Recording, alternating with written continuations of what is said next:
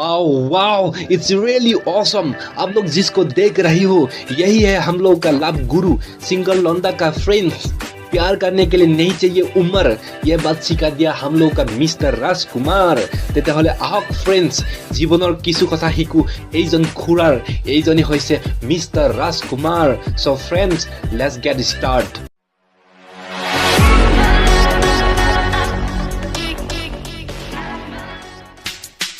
Mister Rajkumar Thakuria singer, actor, director, producer, choreographer সকলোবোৰ এইজন mister Rajkumar Thakuria.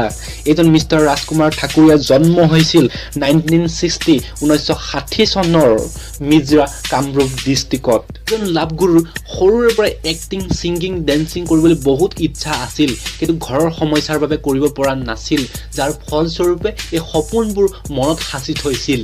এইজন ডেকাই পাণ্ডু কলেজৰ পৰা শিক্ষা সামৰি মাৰি পিছত এটা সৰু সুৰা জব কৰে, কিন্তু এই জবত তেওঁ ইমান মনোযোগী নাছিল, কাৰণ ইয়াৰ সপোন আছিল যে এক্টিং, ছিংগিং, ডেন্সিং কৰাৰ।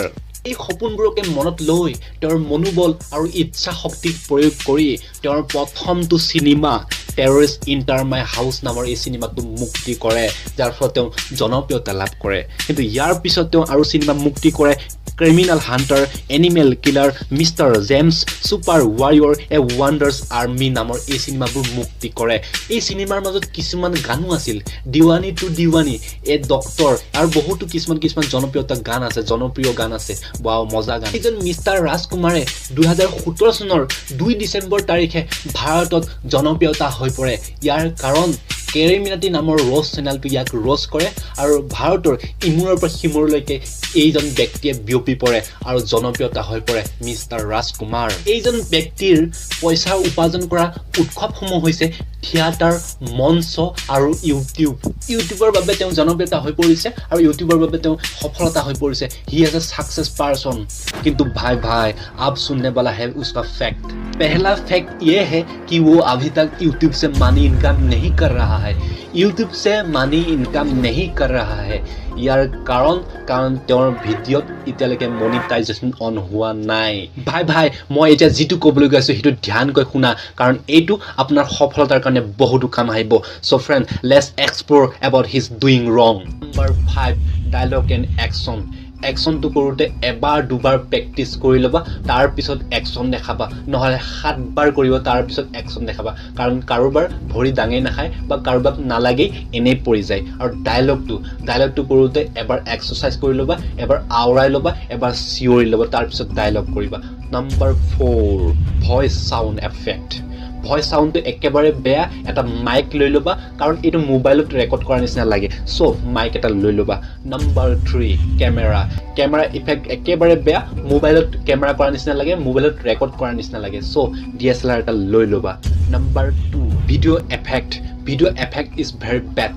ভিডিঅ' এফেক্টটো বম ব্লাষ্ট বা ক'ৰবাত মাৰপিট হ'লে যিটো এফেক্ট দিয়া হয় সেইটো একেবাৰে বেয়া। ইয়াত কেমেৰাৰ কাইন মাষ্টাৰ বা পাৱাৰ ডাইৰেক্টৰে ইজ বেষ্ট। চ' আপোনালোকে এটা ছফ্টৱেৰ লৈ ল'বা আৰু তাত এডিটিং কৰিবা। নম্বৰ 1 গাৰ্লছ মানে ছোৱালী। ইমান সৰু ছোৱালী আপোনাৰ নাতি হ'ব, তেনেকুৱা ছোৱালী কিয় লোৱা? এনেকুৱা ছোৱালীৰ কাৰণে আমাৰ অসমটো বদনাম হৈছে আৰু গোটেই ভাৰতত হাঁহিৰ পাত্ৰ হৈছে। চ' তেনেকুৱা ছোৱালীক নল'বা, নাতি বয়সৰ ছোৱালীক নল'বা, বেলেগ ল'বা। এইকেইটা ভুলৰ বাবেই আপুনি হাঁহিৰ পাত্ৰ হৈ পৰিছা, কিন্তু মই আপোনাক ৰেচপেক্ট কৰোঁ, চেলিউট কৰোঁ, কাৰণ আপোনাৰ সেই সৰুকালৰ সপোনবোৰ আজি বাস্তৱত পৰিণত হৈছে। আপুনি এটা নতুন কথা আমাক শিকাইছে, যদি কিবা এটা কৰাৰ ইচ্ছা থাকে তেতিয়া বয়সৰ কোনো কথা নাই, কৰিলেই হ'ল, সকলোবোৰ সম্ভৱ হৈ যাব, সফল হৈ যাব। এই কথাটো আমাক শিকোৱাৰ কাৰণে বহুতো ধন্যবাদ দিছোঁ। আপুনি কোৱা কথা এটা মোৰ মনত আছে, other has nothing but you have something is better than nothing. আপোনাৰ কিবা এটা আছে আৰু সেই কথাটো আমাক দেখুৱাই দিছে, কিন্তু যিটো আছে তাক আৰু ভাল কৰি দেখুওৱা, যেন এইটো হাঁহিৰ পাত্ৰ নহয়। তাৰ কাৰণেহে মই আপোনাক ৰিকুৱেষ্ট কৰিছোঁ। আপুনি নাভাবিব মই অকলে, আপোনাৰ নিচিনা বহুতো আছে, বহুতে কাম কৰিছে। হিৰ' আলম বাংলাদেশৰ হিৰ'। ৱাও।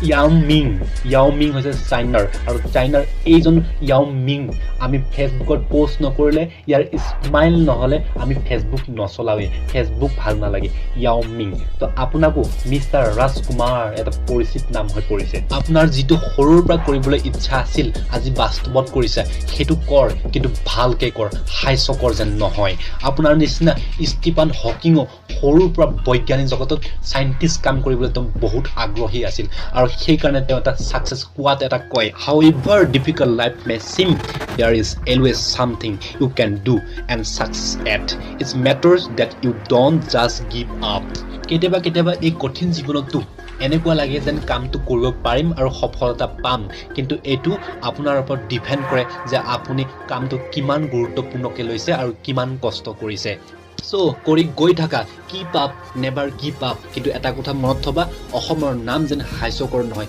ইয়াৰ ওপৰত লক্ষ্য ৰাখিবা আৰু এই সৰু আপোনাৰ নাতি বয়সৰ ছোৱালীবিলাকক কিয় লোৱা এইটো অপমান হয় আমাৰ নিচিনা হিৰোবোৰ আছেইচোন আমাৰ নিচিনা হিৰোবোৰ লৈ ল'বা এবাৰ সলনি কৰা এবাৰ সলাই পেলোৱা যি কি নহওক ফ্ৰেণ্ডছ এইজন মিষ্টাৰ ৰাজকুমাৰৰ পৰা এটাই কথা শিকো যদি জীৱনত কিবা এটা কৰাৰ সপোন থাকে তেতিয়া বয়স অনুযায়ী নহয় মনোবল ইচ্ছা আগ্ৰহ এই তিনিটা বস্তুৰ দ্বাৰা সকলোবোৰ কৰিব পৰা যায় সপোন দেখা সপোন ৰচা আৰু সেই সপোনক বাস্তৱ কৰা ভিডিঅ'টো ভাল লাগিলে লাইক কৰা শ্বেয়াৰ কৰা